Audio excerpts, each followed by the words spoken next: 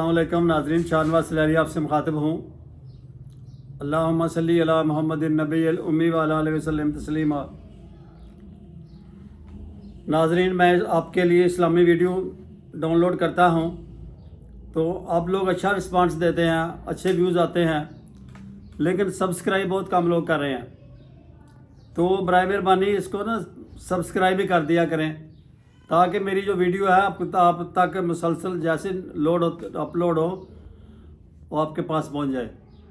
تو ناظرین، چلتے ہیں اپنے موضوع کی طرف۔ میرا آج کا موضوع ہے کہ عمرہ کے فرائض، واجبات اور سنتیں کیا ہیں۔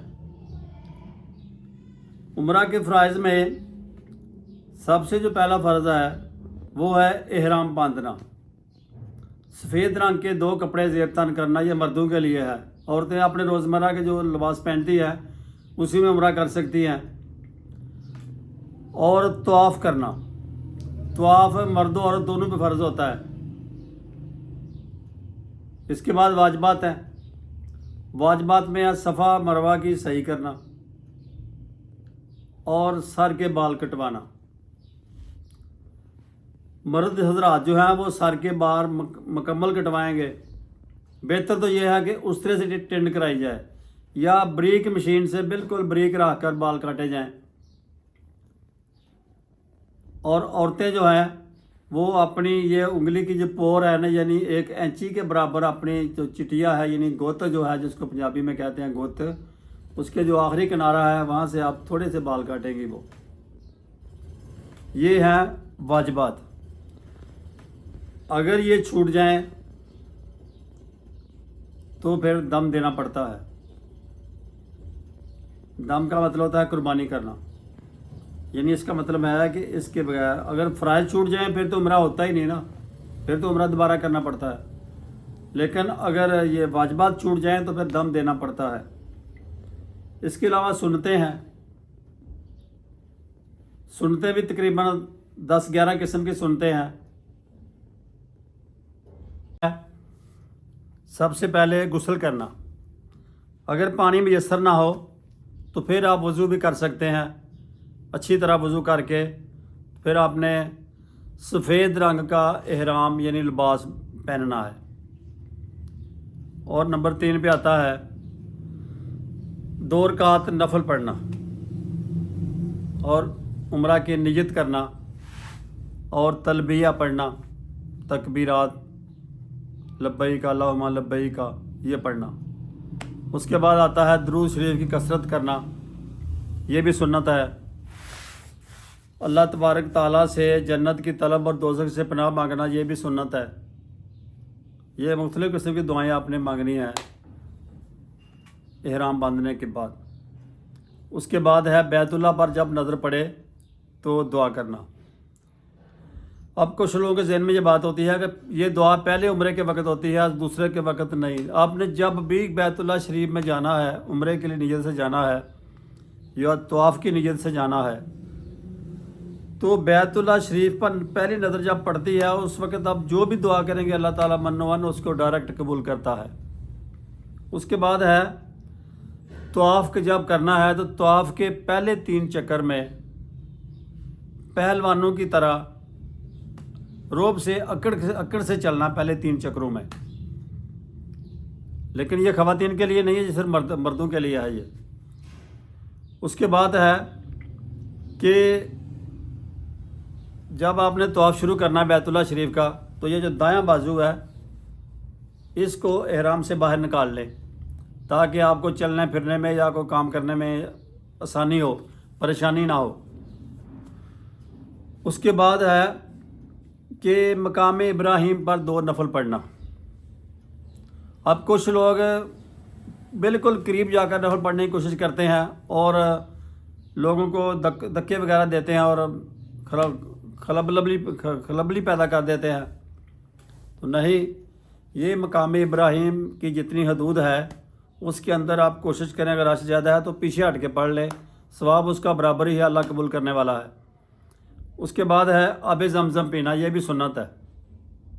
آپ بیٹھ کر پئیں، کچھ لوگ کہتے ہیں کھڑے ہو کے پینا سنت ہے، کچھ آپ دونوں طریقوں سے نبی پاک صلی اللہ علیہ وسلم سے یہ ثابت ہے کہ آپ بیٹھ کر بھی پی سکتے ہیں اور کھڑے ہو کر بھی پی سکتے ہیں۔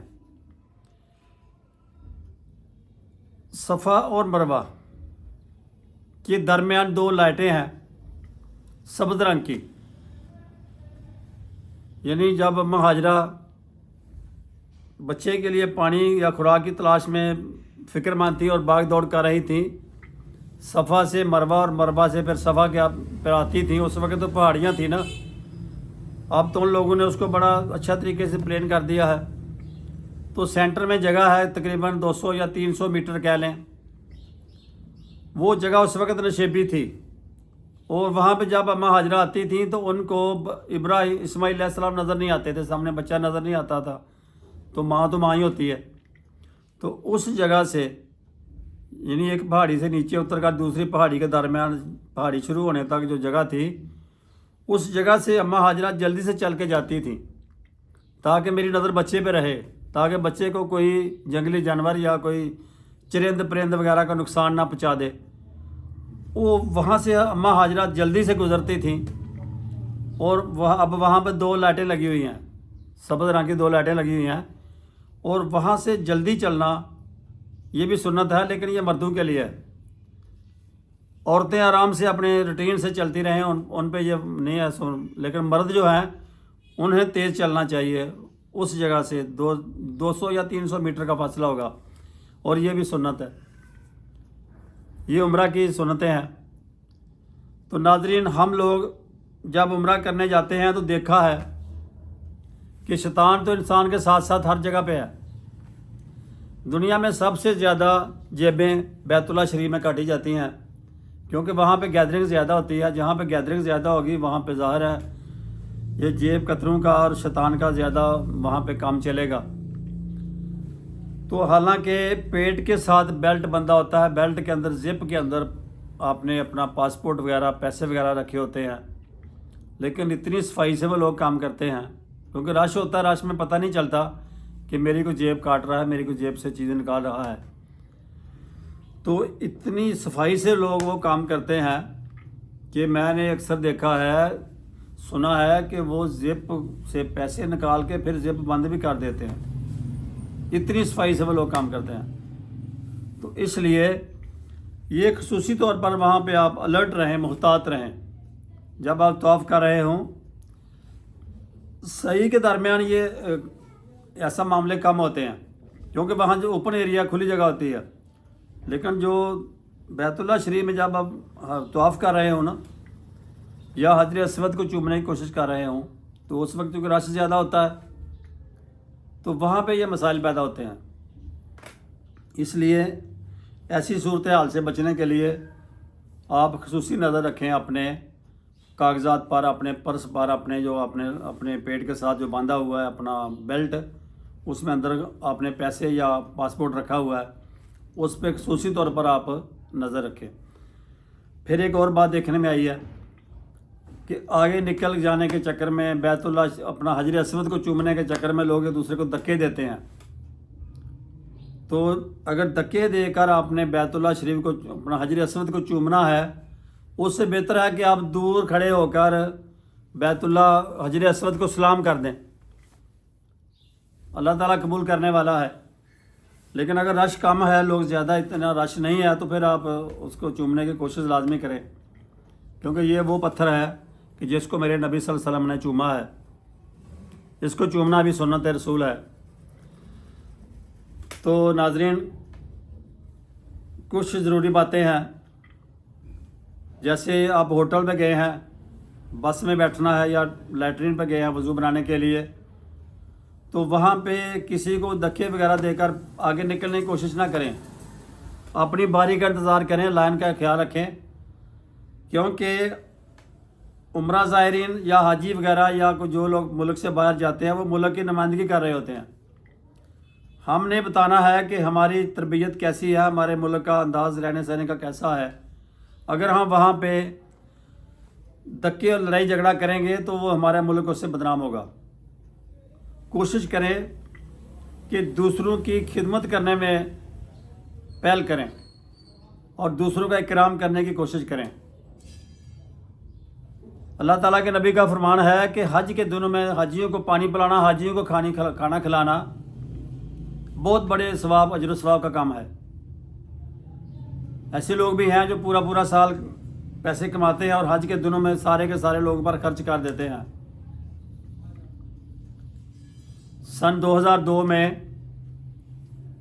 اللہ کے فضل سے میں نے حج کیا تھا، اور کم و بیش 34 یا 35 لاکھ لوگ تھے حاجی جو رجسٹرڈ حاجی تھے، اور 5-4 لوگ وہ ہوتے ہیں جو مکے کے لوگ ہوتے ہیں یا باہر سے بغیر اپنا منظوری لیے آ جاتے ہیں، وہ بھی 5-4-6 لاکھ لوگ ہوتے ہیں۔ تو اس طرح یعنی کم از کم 34-35 لاکھ حاجیوں کو ایک بندے نے عرفات میں کھانا دیا، ایک ٹائم دوپہر کے ٹائم۔ 35 لاکھ بندے کی مہمان نوازی کرنا کوئی آسان کام نہیں ہے، اس کے لیے کتنے ہزاروں لوگ ہو گئے جنہوں نے کھانا تقسیم کیا، کھانا تیار کیا، اس کو لے کے گئے ہیں مٹیریل کو۔ تو ناظرین، یہ ہے جس کو اللہ تعالیٰ نیکی کی توفیق دیتا ہے وہی نیکی کر سکتا ہے۔